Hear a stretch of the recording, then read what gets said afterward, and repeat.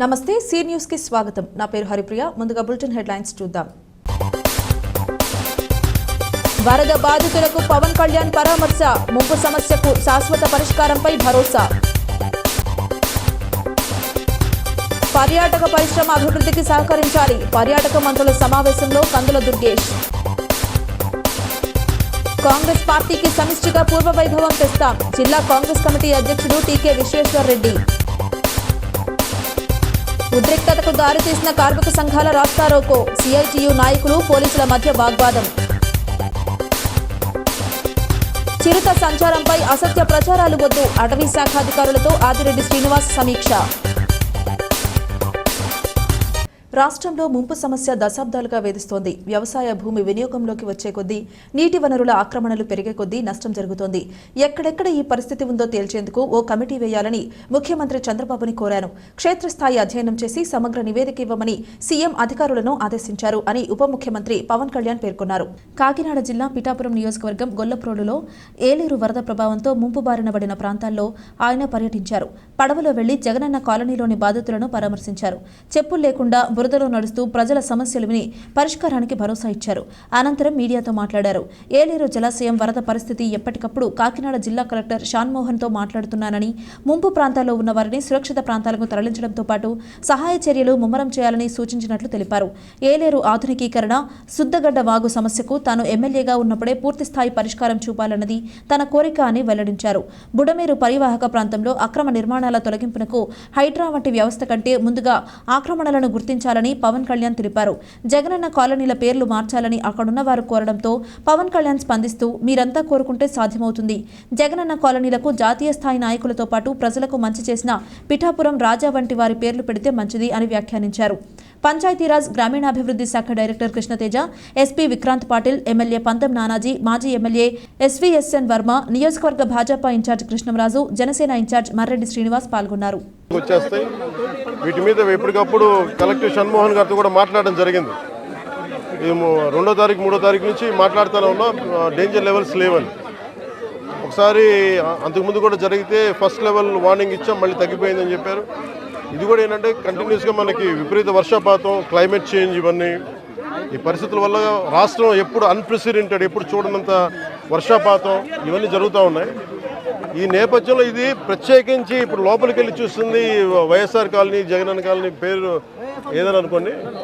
ఇది బేసిక్ ఇది ఒక 32 ఎకరాలు 33 ఎకరాల స్థలం. ఇది దాదాపు ఒక 2000 పైచిలకు లబ్ధిదారులు. దీంట్లో ఉన్నదేమో ఇప్పుడు ప్రస్తుతం 10% మంది జనాభా ఉన్నారు. 10% మట్టుకే. లోపలికి వెళ్ళి చూస్తే అసలు బేసిక్గా లోపల మనకి ఈ డ్రైనేజ్ కానీ రోడ్లు కానీ ఏమీ లేవు. కనీసం వాళ్ళు అడిగేది అంటే కనీసం ఇప్పుడు దీనికి కనీసం బ్రిడ్జ్ చేయమని అడుగుతూ ఉన్నారు. చిన్నపిల్లలు ఇరుక్కుపోయారు అది కానీ. అంచెలంచెలుగా ప్రతి ఒక్కళ్ళు దీన్ని ఇంక్రిమెంట్గా పెంచుకుంటూ వెళ్ళిపోయారు. ఉదాహరణకి ఒకరితో మాట్లాడుతుంటే, వాస్తువులతో మాట్లాడుతూ ఉంటే ఇది 2 లారీలు వెళ్ళేంత దారి ఉంది. నదీ పరివాహక ప్రాంతాన్ని ఇది ఈజీగా వెళ్ళిపోయేది. కొంతమంది గట్లు చెట్లు వేసి ఆ గట్లని వాళ్ళ పొలాలు కలుపుకోవటం అదొకటి. ఇది చాలా ఇంక్రిమెంట్లు జరిగింది. కానీ ఇది మట్టుకు ప్రత్యేకించి ఈ జగనన్న కాలనీ మట్టుకు గత ప్రభుత్వం చేసిన తప్పులు. ఇది ఆల్రెడీ 4 అడుగులు లోతట్టు ప్రాంతం. ఇది చిన్నపాటి వర్షం వస్తే మునిగిపోయే ప్రాంతాలు ఇవి. అలాంటి చోట్ల వీళ్ళు 30 ఎకరాల పైగా 32-34 ఎకరాల పైగా వీళ్ళు ఇచ్చారు. ఇది మామూలుగా మనకి రిజిస్ట్రేషన్ ప్రకారం మనకి 13 లక్షలు ఉండేది. అది మార్కెట్లో మనం చూస్తే 30 లక్షలు. దీన్ని వీళ్ళు 60 లక్షల రూపాయలు పెట్టుకున్నారు. సో ఇది జగనన్న కాలనీ అనేది గత ప్రభుత్వం చేసింది. ఎన్ని 100 కోట్ల 1000 కోట్ల తేల్చి మన క్యాబినెట్ మీటింగ్లో తేల్చి చెప్పాలి. అన్ని మొత్తం కూర్చున్న దాని మీద వర్కౌట్ చేస్తున్నాం. దాంట్లో భాగంగా చూస్తే 30 లక్షలు మార్కెట్ రేట్ ఉండగా 60 లక్షలు పెట్టుకున్నారు. అది లోతట్టు ప్రాంతం. ఇది మొత్తం వరదలు తగ్గిన తర్వాత దీని మీద ఒక వెళ్ళి క్షేత్రస్థాయిలో పర్యటనలు జరిపి దాని మీద ఒక సమగ్రమైన నివేదిక అని చెప్పి అధికారులని ఆల్రెడీ ఇన్స్ట్రక్ట్ చేశారు. ఇది ముఖ్యమంత్రి గారు. ఇది వరద తగ్గుముఖం పట్టగానే దీన్ని ముందుకు తీసుకెళ్తాం. అంటే ఎంత ఇప్పుడు నష్టం కూర్చొని ఎంత అంచనా వేయలేము. అంటే మీరు చెప్తున్న ఒక లెక్క ఉంది, లేదు ఇంకొన్ని చోట్లేమో పత్తి కొంత పోయింది, మనకి వరి పోయింది. మన పత్తి దాదాపు 90 హెక్టార్లు పోయింది. మనకి దాదాపు 21 మండలాలు మన కాకినాడ జిల్లాలో 21 మండలాలు అనుకుంటా, దాదాపు 152 గ్రామాల్లో నష్టం జరిగింది. దక్షిణాది రాష్ట్రాల్లో కేంద్ర ప్రభుత్వం పర్యాటక రంగం అభివృద్ధి, మౌలిక సదుపాయాల కల్పన, సాంస్కృతిక వారసత్వాన్ని ప్రోత్సహించడం వంటి కీలక ప్రాజెక్టులపై ప్రత్యేక దృష్టిని సారించి సమీక్ష నిర్వహించారని రాష్ట్ర పర్యాటక, సాంస్కృతిక, సినిమాటోగ్రఫీ శాఖ మంత్రి కందుల దుర్గేష్ వెల్లడించారు. ఈ సదస్సుకు కందుల దుర్గేష్ ఆంధ్రప్రదేశ్ తరపున హాజరయ్యారు. కేంద్ర పర్యాటక, సాంస్కృతిక శాఖ మంత్రి గజేంద్ర సింగ్ షెకావత్ దక్షిణ భారత రాష్ట్రాలు, కేంద్రపాలిత ప్రాంతాల మంత్రుల సదస్సును బెంగళూరులో పెట్రోలియం మరియు సహజ వాయువు, పర్యాటక శాఖ సహాయ మంత్రి సురేష్ గోపి సమక్షంలో ప్రారంభించారు. ఈ సదస్సుకు పర్యాటక మంత్రిత్వ శాఖ, దక్షిణ భారత రాష్ట్రాల నుండి పర్యాటక మంత్రులు, లెఫ్టినెంట్ గవర్నర్లు పాల్గొన్నారు. ఈ సమావేశంలో వివిధ పర్యాటక సంబంధిత ప్రాజెక్టులపై దృష్టి సారించారు. దక్షిణాది రాష్ట్రాల్లో కేంద్ర ప్రభుత్వ ప్రాయోజిత పథకాల కింద అన్ని కీలక ప్రాజెక్టులపై సమీక్షించారు. ఈ కార్యక్రమాలు పర్యాటక మౌలిక సదుపాయాలను అభివృద్ధి చేయడం, సాంస్కృతిక వారసత్వాన్ని ప్రోత్సహించడం లక్ష్యంగా పెట్టుకున్నాయి. దక్షిణాది రాష్ట్రాల్లో పర్యాటక సంబంధిత మౌలిక సదుపాయాలను మెరుగుపరచడంపై దృష్టి సారించడం జరిగిందన్నారు. ముఖ్యంగా ఈ సమావేశం ఫలితం పర్యాటక పరిశ్రమను గణనీయంగా ప్రభావితం చేస్తుంది. దేశీయ, అంతర్జాతీయ స్థాయిలో పర్యాటక రంగ అభివృద్ధి, సాంస్కృతిక వారసత్వాన్ని కాపాడటం, స్థిరమైన అభివృద్ధిని ప్రోత్సహించడం జరుగుతుందన్నారు.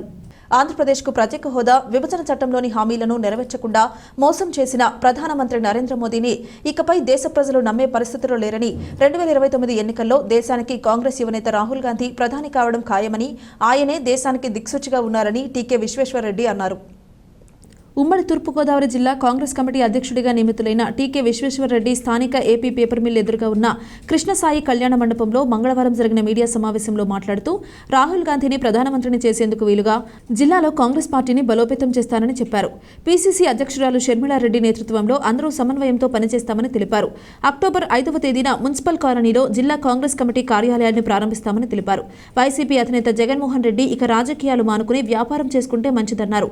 విశ్వేశ్వరరెడ్డితో పాటు మూడోసారి రాజమండ్రి నగర కాంగ్రెస్ అధ్యక్షునిగా ఎన్నికైన బాలేపల్లి మురళీధర్, నూతనంగా నియమితులైన పీసీసీ రాష్ట్ర general secretary Arigela Arunakumari, PCC రాష్ట్ర ఉపాధ్యక్షుడు మార్టిన్ లూథర్ తదితరులు దేశంలో, రాష్ట్రంలో కాంగ్రెస్ను అధికారంలోకి తీసుకుని వస్తామని ప్రతిజ్ఞ చేశారు. వారు మాట్లాడుతూ కాంగ్రెస్ పార్టీ ద్వారానే నిజమైన కార్యకర్తలకు గుర్తింపు లభిస్తుందన్నారు. పార్టీని బలోపేతం చేయడానికి అహర్నిశలు శ్రమిస్తామన్నారు. తమకు అవకాశం కల్పించిన కాంగ్రెస్ అధిష్టానం, పీసీసీ అధ్యక్షురాలు వైఎస్ షర్మిలారెడ్డికి కృతజ్ఞతలు తెలిపారు. కాంగ్రెస్ నాయకులు బెజవాడ రంగారావు, అబ్దుల్లా షరీఫ్, దేవత సుధాకర్, కిషోర్ జైన్, డాక్టర్ వడయార్, మోతా శారద, డాక్టర్ శ్రీనివాస్, బత్తిన చంద్రరావు, చామర్తి లీలావతి, పట్నాల శ్రీనివాస్, బిల్డర్ బాబీ, బర్రె సుబ్రహ్మణ్యం తదితరులు పాల్గొన్నారు. నరేంద్ర మోడీ గారు చెప్పాక అది ఎప్పుడు అవుతుందో తెలియదు. అలాగే రాజధానిని తిరుపతిలో మీటింగ్ పెట్టి మన ప్రధానమంత్రి నరేంద్ర మోడీ గారు నేను బ్రహ్మాండమైన రాజధానిగా తీర్చిదిద్దుతానని 10 సంవత్సరాల క్రితం చెప్పాడు. రాజధాని ఏమైపోయింది, బట్టి తీసుకొచ్చి ఇచ్చాడు. ఆ తర్వాత మొన్నేమో సీతారామ మన పార్లమెంట్లో 15,000 కోట్ల రూపాయలు మీకు అప్పు ఇప్పిస్తున్నారు. అప్పు ఇప్పించడానికి కేంద్ర ప్రభుత్వం ఎందుకు, నరేంద్ర మోడీ గారు ఎందుకు? అప్పు కావాలంటే ప్రపంచ బ్యాంక్ దగ్గర ఇక్కడ అప్పులు చేసే ఎక్స్పర్ట్స్ చాలామంది ఉన్నారు. జగన్ అడిగితే 1,00,000 కోట్లు అప్పు ఇప్పిస్తాడు. అలాగే చంద్రబాబు నాయుడు గారు ఇలా ఎంత అప్పు కావాలంటే అంత అప్పు ప్రపంచ బ్యాంక్ నుంచి తేవాడు. అప్పులు తెచ్చి రాజధాని డెవలప్ చేయవలసిన అవసరం లేదు. దానికి కేంద్ర ప్రభుత్వం అవసరం కూడా లేదు. కేంద్ర ప్రభుత్వం మన రాష్ట్రానికి ఏ హామీ, ఒక్క హామీ కూడా విభజన హామీ నెరవేర్చలేదు. అదిగో ఇదిగైనా అరచేతిలో స్వర్గం చూపెడుతున్నారు. ఎన్నిసార్లు నమ్ముతారు? ఫస్ట్ టైం నమ్మారు, సెకండ్ టైం నమ్మారు, థర్డ్ టైం నమ్మాలా వద్దా అనుకుంటూ అటు ఇటు ఊగిసలాడుతూ నమ్మారు. ఇక ఫోర్త్ టైం ఎట్టి పరిస్థితుల్లోనూ నరేంద్ర మోడీని భారతదేశ ప్రజలు నమ్మే పరిస్థితి లేదు. కాబట్టి డెఫినెట్గా ఈ భారతదేశానికి రాహుల్ గాంధీ ప్రధానమంత్రి అవుతాడు. ఆయనే దిక్సూచి నగరాధ్యక్షుడిగా బాధ్యతలు చేపట్టినప్పటి నుంచి కూడా ఆఫీస్ మెయింటైన్ చేస్తూ కార్యవర్గాన్ని ప్రతిసారి కూడా ఏర్పాటు చేసుకుంటూ నా వంతు బాధ్యతగా నగరంలో అలాగే రూరల్లో కూడా కాంగ్రెస్ పార్టీ పటిష్టతకు కృషి చేస్తూ వచ్చాను. ఇప్పుడు మూడవసారి నాపై ఉంచినటువంటి బాధ్యతను సక్రమంగా నిర్వర్తిస్తాను. అట్లాగే సిటీలో మరలా నూతన కార్యవర్గాన్ని, అలాగే వివిధ విభాగాల అధ్యక్షులను, అలాగే యూత్ కాంగ్రెస్, మహిళా కాంగ్రెస్ ఇవన్నీ కూడా అవసరార్థం పెద్దలతో చర్చించి మార్పు చేసుకుంటూ నగరంలో కాంగ్రెస్ పార్టీని పటిష్టపరచడానికి నా వంతు కృషి చేస్తానని విశాఖ ఉక్కు పరిరక్షణకు కార్మిక సంఘాల ఐక్యవేదిక ఆధ్వర్యంలో మంగళవారం రాస్తా రోకో తలపెట్టారు. స్థానిక శ్యామల సెంటర్లో సిఐటియు ఇతర కార్మిక సంఘాల ప్రతినిధులు శాంతియుతంగా రాస్తా రోకో నిర్వహించారు. తొలుత మానవహారం నిర్వహించారు. ఈ నేపథ్యంలో ట్రాఫిక్కు అంతరాయం కలుగుతుందంటూ పోలీసులు అడ్డుకోవడంతో ఉద్రిక్తత నెలకొంది.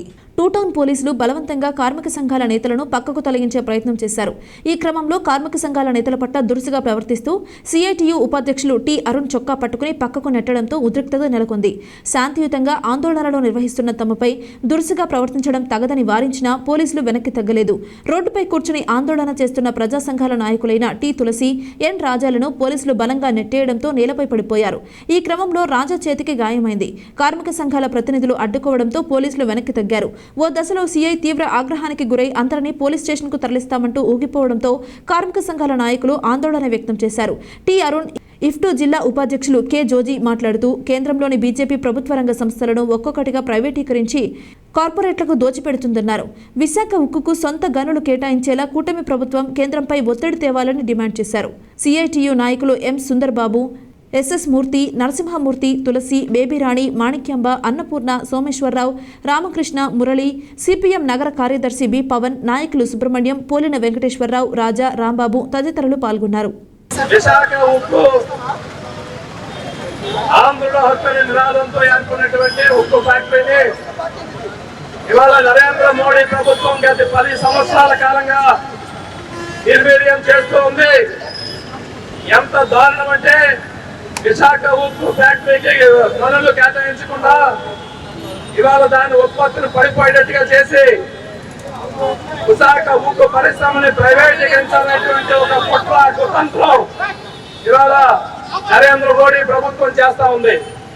దాంతో పాటే ఈరోజు గతంలో ఉన్నటువంటి ఆంధ్ర రాష్ట్రం విడిపడిన తర్వాత ఏర్పడిన ప్రభుత్వాలు, గత జగన్మోహన్ రెడ్డి ప్రభుత్వం కానీ, అంతకు ముందున్న చంద్రబాబు నాయుడు ప్రభుత్వం కానీ, ఇప్పుడున్న కూటమి ప్రభుత్వం కానీ ఇవాళ కేంద్రాన్ని నిలదీసి విశాఖ ఉక్కుని ప్రైవేటీకరించకుండా నిలబెట్టే పని చేయడం లేదు.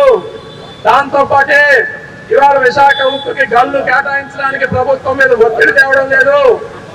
ఇంత దుర్మార్గంగా వేల కోట్ల రూపాయల ఆస్తులు చెందిన విశాఖ ఉక్కు పరిశ్రమని దాదాపుగా 50,000 మందికి ప్రత్యక్షంగా పరోక్షంగా ఉపాధి కల్పిస్తున్న విశాఖ ఉక్కు పరిశ్రమని ఇవాళ విశాఖపట్నం అభివృద్ధిలో కీలకమైన భాగస్వామిగా ఉన్నటువంటి విశాఖ ఉక్కు పరిశ్రమని ఇంత దుర్మార్గంగా నిర్వీర్యం చేయాలనుకునే ప్రయత్నాన్ని రాష్ట్ర ప్రజలందరూ గుప్త కంఠంతో వ్యతిరేకించాలని చెప్పి ఇవాళ కేంద్ర కార్మిక సంఘాలు, ప్రజా సంఘాల ఐక్య వేదిక తరఫున రాష్ట్ర వ్యాప్తంగా అన్ని జిల్లా కేంద్రాల్లో నిరసన కార్యక్రమాలను నిర్వహించడం జరిగింది. చిరుత సంచారంపై అసత్య ప్రచారాలు చేసి ప్రజలను భయభ్రాంతులకు గురి చేయవద్దని, తప్పుడు సందేశాలకు పాల్పడిన వారిపై చట్ట ప్రకారం కఠిన చర్యలు ఉంటాయని రాజమహేంద్రవరం సిటీ ఎమ్మెల్యే ఆదిరెడ్డి శ్రీనివాస్ హెచ్చరించారు. స్థానిక జిల్లా అటవీ శాఖ కార్యాలయంలో ఎమ్మెల్యే అటవీ శాఖ అధికారులతో సమీక్ష నిర్వహించారు. ఆయన మాట్లాడుతూ గత 3 రోజుల క్రితం నేచురల్ ఫారెస్ట్ నుంచి రిజర్వ్ ఫారెస్ట్కు వచ్చి సంచరిస్తున్న చిరుతపై ప్రజలు భయాందోళనలకు గురవుతున్నారన్నారు. వాస్తవ పరిస్థితులపై శాఖ అధికారులు, సిబ్బంది ఎప్పటికప్పుడు పర్యవేక్షణ చేస్తూ చిరుతను పట్టుకుని నేషనల్ ఫారెస్ట్లో వదిలే విధంగా చర్యలు చేపట్టారన్నారు. ఇందులో భాగంగా అటవీ శాఖ అధికారులు 50 మంది సిబ్బందితో 9 బృందాలను ఏర్పాటు చేసి రాత్రి పగలు నిరంతరం గస్తీ కాస్తున్నారన్నారు. ప్రజలందరూ అటవీ శాఖ విడుదల చేసిన వీడియోలు చూసి వాస్తవ పరిస్థితులు తెలుసుకోవాలన్నారు. సోషల్ మీడియా, వాట్సాప్ గ్రూపుల్లో వస్తున్న ఫేక్ మెసేజ్ ను చూసి ఎవరూ భయపడవద్దు అన్నారు. ఏదైనా సంఘటన జరిగితే శాఖాపరంగా ఉన్నతాధికారులు జరిగిన వాస్తవాలను ప్రజలకు తెలియజేసే విధంగా సమాచారాన్ని అందిస్తారన్నారు. అతి త్వరలోనే చిరుతను పట్టుకునే విధంగా అటవీ శాఖ అధికారులు చర్యలు చేపట్టారని, ప్రజలు ఎవరూ వదంతులు, ఫేక్ న్యూస్లు నమ్మవద్దని, ప్రజలు ఎక్కడికి వెళ్లినా తోడుగా ఎవరినైనా వెంట తీసుకువెళ్లాలని, ఇంటి బయట విద్యుత్ దీపాలు వెలుగు ఉంచాలని, చీకటి ప్రదేశాలకు వెళ్లవద్దని సూచించారు. Flying squad DFO A Trimurthulu Reddy, social forest DFO H Himasailaja పాల్గొన్నారు. ఏదైతే గత 3 డేస్గా లెపర్డ్ ఏదైతే నేచురల్ ఫారెస్ట్ నుంచి మన రిజర్వ్ ఫారెస్ట్కి వచ్చి సంచరిస్తూ ఉందో ప్రజలందరూ కూడా భయాందోళనకు గురవుతూ ఉన్నారు. వాస్తవ పరిస్థితులు డిపార్ట్మెంట్ ఏం చేస్తూ ఉంది, ఏ విధంగా ఈ యొక్క యానిమల్ని క్యాచ్ చేసి మళ్ళా న్యాచురల్ ఫారెస్ట్కి రిలీజ్ చేసే కార్యక్రమం ఎలా జరుగుతుంది, పురోగతి ఏంటన్నది తెలుసుకోవడానికి నేనే రావడం జరిగింది. అధికారులందరితో కూడా చర్చిస్తామన్నాం. దీని మీద ఒక 9 మెంబర్ టీమ్ కాన్స్టిట్యూట్ చేయడం జరిగింది. డే ఇన్ డే అవుట్, రాత్రి పగలు సుమారు 50 మంది ఆఫీసర్స్ ఇదే పని మీద ఉన్నారు. ఎక్కడికక్కడ ఈ యొక్క లెపర్డ్ యానిమల్ ఒక తిరిగే కార్యక్రమాన్ని అంతా వాచ్ చేస్తూ ఉన్నారు. ఎక్కడికక్కడ వాటిని పట్టుకుని కేజెస్ పెడతా ఉన్నారు. వారైతే చాలా కాన్ఫిడెంట్గా ఉన్నారు. అతి దగ్గరలోనే ఆ యానిమల్ని పట్టుకొని మళ్ళా న్యాచురల్ ఫారెస్ట్లో వదిలే కార్యక్రమం చేపడతా ఉన్నారు. ఆ లోపు ప్రజల్ని కోరేది ఏంటంటే, ఇప్పటికే ఆఫీసర్స్ కూడా వీడియోస్ రిలీజ్ చేస్తున్నారు. యానిమల్ని కానీ మనం ఏదన్నా ఫేస్ చేసినట్లయితే, ఎన్కౌంటర్ చేసినట్లయితే వ్యక్తిగా ఏం తీసుకోవాలో జాగ్రత్తలన్నీ కూడా చెప్పడం జరిగింది. మీరు తప్పకుండా ఏదైతే ఫారెస్ట్ డిపార్ట్మెంట్ వాళ్ళు రిలీజ్ చేసిన వీడియోస్ అన్నిటిని ఫాలో అవ్వండి. ఏం జరుగుతున్నాయో వాస్తవ పరిస్థితులు తెలుసుకోవాలి. అలాగే ఈ సోషల్ మీడియాలో అన్నెసరీగా ఫేక్ మెసేజెస్ బాగా సర్క్యులేట్ అవుతూ ఉంటాయి. వాటిని నమ్మవద్దు. ఏదైనా సరే ఒక సంఘటన జరిగిందంటే దాన్ని డిపార్ట్మెంట్ వాళ్ళు సర్టిఫై చేస్తారు. ఇది జరిగింది, యానిమల్ ఈ విధంగా దాడి చేసింది, ప్రజలు ఇంకంత అప్రమత్తంగా ఉండాలని వాళ్ళు తెలియజేస్తారు. అనవసరంగా ప్రజల్ని భయాందోళన గురి చేసే విధంగా ఈ సోషల్ మీడియాలో సర్క్యులేట్ చేస్తున్న అవాస్తవాన్ని మీరు నమ్మవద్దు. అలాగే ఆకతాయిలందరికీ కూడా చెప్తా ఉన్నాం, మీరేదో సరదాకి ఇలాంటివన్నీ కూడా సర్క్యులేట్ చేసి ఎడిట్ చేసి ప్రజలు భయాందోళన గురి చేస్తే తప్పకుండా శిక్షార్హులవుతారు. ఆర్జికర్ మెడికల్ కాలేజీ ఆసుపత్రిలో గత నెలలో మెడికల్ విద్యార్థినిపై అత్యాచారం చేసి హత్య చేసిన విషయంలో నెల రోజులు గడిచినప్పటికీ ఇంతవరకు సరైన న్యాయం జరగలేదని రాజమండ్రి గైనకాలజిస్టుల అసోసియేషన్ అధ్యక్షురాలు డాక్టర్ అరుణకుమారి ఆందోళన వ్యక్తం చేశారు. ఇంత దారుణ ఘటన జరిగినా వైద్యులు సిబ్బందికి సరైన రక్షణ కలగడం లేదన్నారు. స్థానిక వెంకటేశ్వర నగర్లోని ఇండియన్ మెడికల్ అసోసియేషన్ హాల్లో సోమవారం సాయంత్రం జరిగిన మీడియా సమావేశంలో అరుణకుమారి మాట్లాడుతూ, రాజకీయ నాయకుల సహకారంతో హాస్పిటల్ సిబ్బంది సాక్ష్యాలు తారుమారు చేస్తారనే ఆరోపణల మధ్య సిబిఐ విచారణ చేపట్టి నెల రోజులు దాటినా నిందితులను శిక్షించలేదన్నారు. కీలకమైన డిఎన్ఏ ఎవిడెన్స్ ఇప్పటి వరకు బయటకు రాకపోవడంతో కేసు పక్కదారి పడుతోందని ఆందోళన వ్యక్తం చేశారు. మానవ సమాజం సిగ్గుపడేలా అత్యంత పాశవికంగా ఒక డాక్టర్ ప్రాణాలు తీసిన నేరస్తులను కఠినంగా శిక్షించాలని డిమాండ్ చేశారు. ఇటువంటి దురాగతాలను అడ్డుకోవడానికి పటిష్టమైన చర్యలు అవసరమని చెప్పారు. ఇప్పటికే ఉన్న చట్టాలను కఠినంగా అమలు చేయడం, లైంగిక హింసకు పాల్పడే వారికి కఠిన శిక్షలు పడేలా చేయాలని డిమాండ్ చేశారు. కేంద్ర ప్రభుత్వమే చట్టం తెచ్చి అమలు చేయాలని కోరారు. ప్రముఖ గైనకాలజిస్టులు డాక్టర్ దేవిశ్రీ, సుజాత, వేణుమాధవి, జ్యోతి తదితరులు పాల్గొన్నారు. వీలైనంత తొందరగా ఈ కేసు సాల్వ్ చేయాలి. వీలైనంత తొందరగా ఎవరైతే నేరస్తులు ఉన్నారో ఈ కేసు అసలు ఏం జరుగుతుంది, ఒకళ్ళ నేరస్తుల గ్యాంగ్ రేపా అనేది కూడా ఇంకా మనకి పూర్తిగా క్లారిటీ లేదు. ఒకసారి దీన్ని కరెక్ట్గా ఇన్వెస్టిగేట్ చేసి దీనికి సరైన తీర్పు చెప్పాలని, ఎవరైతే ఆ క్రిమినల్స్ ఉన్నారో వాళ్ళకి వీలైనంత తొందరగా శిక్ష వేయాలని, ఆ శిక్ష ఎలా ఉండాలంటే ఎంత తొందరగా జరగాలంటే ఇంకొకళ్ళు ఇలాంటి క్రైమ్ చేయడానికి భయపడాలి. అది మా ఫస్ట్ డిమాండ్. ఇంకొకటి, మన హాస్పిటల్ ఈ హెల్త్ కేర్ వర్కర్స్కి మన సెంట్రల్ గవర్నమెంట్ రూల్ కావాలి. ఈ వైలెన్స్ అగైనెస్ట్ డాక్టర్స్ని సెంట్రల్ గవర్నమెంట్ రూల్ కావాలని అడుగుతారు. మన 2008లో violence against doctors is a non bailable cognizable crime అని చెప్పి మన స్టేట్ గవర్నమెంట్ లా పాస్ చేసింది. బట్ దాని ఇంప్లిమెంటేషన్ అంత కరెక్ట్గా జరగట్లేదు. అందుకని మా డిమాండ్ ఏంటంటే, ఇప్పుడు ఈ లాస్ ఏదైతే ఉన్నాయో మన డాక్టర్స్ ప్రొటెక్షన్కి ఇవన్నీ కూడా కరెక్ట్గా ఇంప్లిమెంట్ అవ్వాలి. ఇప్పుడు దాకా సెంట్రల్ గవర్నమెంట్ ఏం చేస్తున్నారంటే, ఈ doctors health care system protection అంతా స్టేట్స్కి అప్పచెప్పారు. ఏ స్టేట్ లా వాళ్ళు చేసుకోవాలి, ఏ స్టేట్ సంబంధించిన లాస్ వాళ్ళు ప్రొవైడ్ చేసుకుని వాళ్ళ హెల్త్ కేర్ సిస్టమ్ని వాళ్ళు చూసుకోవాలి అని. ఇప్పుడు మా డిమాండ్ ఏంటంటే, సెంట్రల్ లా కావాలి. ఈ వైలెన్స్ అగైనెస్ట్ డాక్టర్స్ని ఇంప్లిమెంట్ చేయడానికి స్ట్రిక్ట్ రూల్స్ కావాలి, సెంట్రల్ లా కావాలి. స్థానిక నాళం భీమరాజు వీధిలో వేంచేసి ఉన్న 174 సంవత్సరాల చరిత్ర కలిగిన శ్రీ సిద్ధి లక్ష్మీ గణపతి స్వామివారి ఆలయంలో గణపతి నవరాత్రి మహోత్సవాలు ఘనంగా జరుగుతున్నాయి. ఉత్సవాల్లో సోమవారం రాత్రి ఆలయం వద్ద సహస్ర దీపాలంకరణ అంగరంగ వైభవంగా జరిగింది. మహిళలు భారీగా తరలివచ్చి దీపాలు వెలిగించారు. ఉత్సవ కమిటీ ఆధ్వర్యంలో బ్రింగుమళ్ల వెంకట సుబ్బారావు, సుజాత దంపతులచే స్వామివారికి సహస్ర దీపాలంకరణ నిర్వహించారు. ముఖ్య అతిథులుగా జనసేన పార్టీ కార్పొరేషన్ అధ్యక్షుడు వై శ్రీను, టీడీపీ నాయకులు నిమ్మలపూడి గోవింద్ హాజరయ్యారు. భక్తులు స్వామివారిని దర్శించుకుని తీర్థ ప్రసాదాలు స్వీకరించారు. ఉత్సవాల సందర్భంగా ఆలయాన్ని పుష్పాలు, విద్యుత్ దీపాలతో సర్వాంగ సుందరంగా తీర్చిదిద్దారు. సహస్ర దీపాలంకరణతో ఆలయం కొత్త కాంతులీనింది. 22వ డివిజన్ మాజీ కార్పొరేటర్ మాటూరి రంగారావు, 22వ డివిజన్ ఇన్ఛార్జ్ టీడీపీ నగర కోశాధికారి శెట్టి జగదీష్ ఆధ్వర్యంలో ఉత్సవ కమిటీ తరపున మాటూరి సిద్ధార్థ, మద్ది నారాయణరావు, గ్రంథి బ్రహ్మానందం, కొత్త జానకీరాం, నల్లం ఆనంద్ కుమార్, బ్రింగుమళ్ళ నారాయణరావు, మొటమర్రి మురళి, పైండా రవి, పబ్బితి మురళి ఏర్పాట్లు పర్యవేక్షణ చేస్తున్నారు.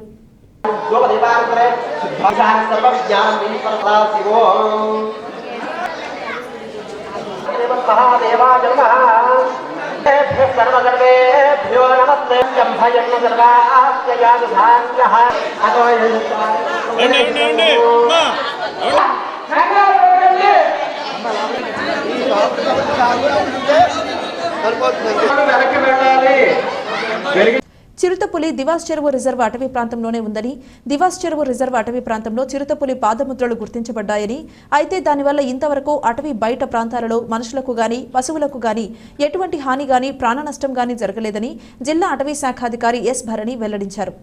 చిరుతపులి ట్రాక్ను గుర్తించేందుకు ఏర్పాటు చేసిన కెమెరాల ద్వారా ఎప్పటికప్పుడు పరిస్థితిని పర్యవేక్షిస్తున్నామని, చిరుతపులి దివాన్ చెరువు దగ్గర ఉన్న అటవీ ప్రాంతంలో ఉన్నట్లు ట్రాప్ కెమెరా ద్వారా గుర్తించిన ఫారెస్ట్ అధికారులు గుర్తించారని తెలిపారు. దివాన్ చెరువు రిజర్వ్ అటవీ ప్రాంతాలలో చిరుతపులి సంచారం బట్టి ట్రాప్ కెమెరాలు అమరికలో మార్పులు చేశామని, పులిని బంధించేందుకు అవసరమైన బోన్లు కూడా ఏర్పాటు చేయడం జరిగిందన్నారు. అటవీ శాఖాధికారులు ఎప్పటికప్పుడు అప్రమత్తంగా వ్యవహరిస్తున్నారని, చిరుతపులి కదలికలను క్షుణ్ణంగా గమనిస్తున్నామని, సాధ్యమైనంత త్వరలోనే దాన్ని పట్టుకుని జూకి తరలించేందుకు అన్ని చర్యలు తీసుకుంటున్నామని భరణి తెలిపారు. ప్రజలు అప్రమత్తంగా ఉంటూ అటవీ శాఖాధికారులకు సహకరించాలని కోరారు.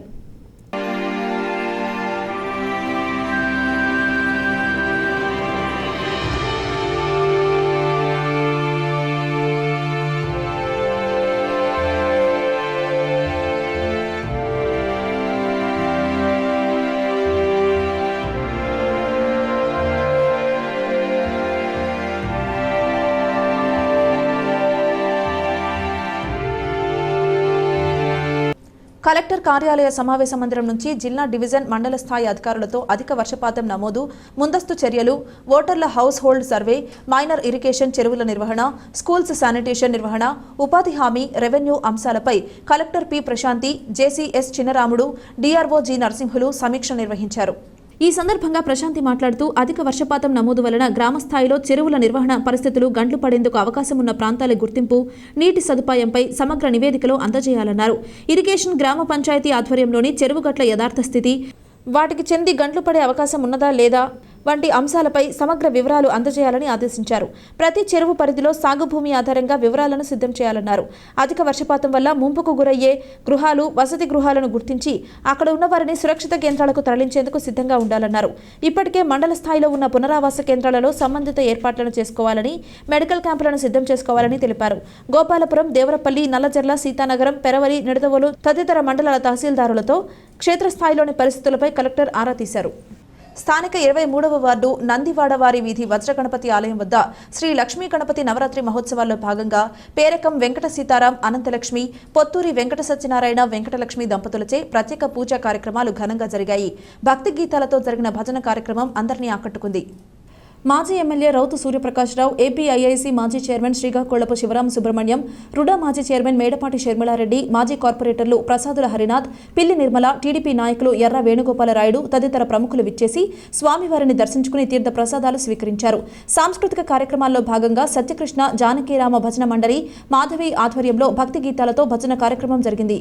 ఆలయ మందిర నిత్య పురోహితులు ముదుగంటి స్వామినాథం ఆధ్వర్యంలో స్వామివారికి ఏకాదశ హారతులిచ్చారు.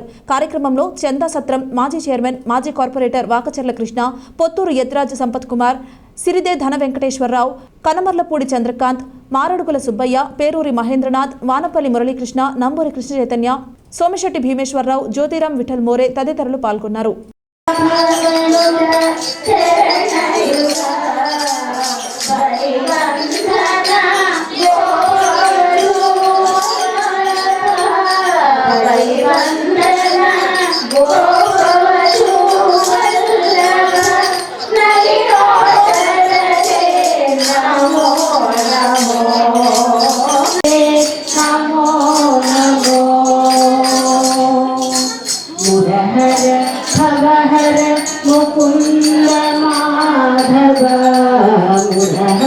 రాజానగరం నియోజకవర్గం పరిధిలోని కోరుకొండ మండలం శ్రీరంగపట్నం గ్రామంలో అకాల వర్షాల కారణంగా చెరువులు కాలువలు పొంగి వరద నీరు ఊర్లలోకి రావడంతో గ్రామంలో కొన్ని ప్రాంతాలు ముంపుకు గురయ్యాయి.